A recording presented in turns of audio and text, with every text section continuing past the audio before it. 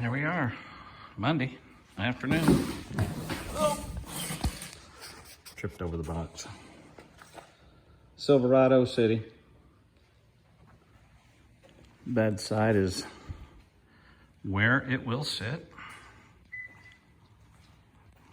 So now what I've got to do, weld it on.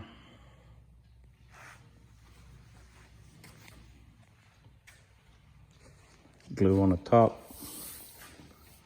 And you can see my holes there. Those will be welded. There's probably 8 of them down the side.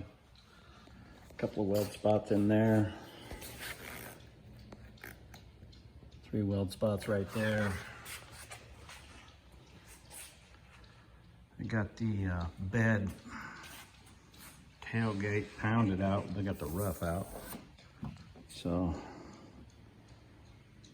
that one's halfway there. That's the inside work, and here's the inside work on this one. But I think we're good there. Got a nice gap there. You got a really nice gap there. Kind of hard to see with the black, but it's there. Tail light fits really nice. Had to do a little finagling. But all in all, that's a good tail light so far. So there you go. Having a little trouble matching paint right now, so that's the holdup. All right, Silverado Nation.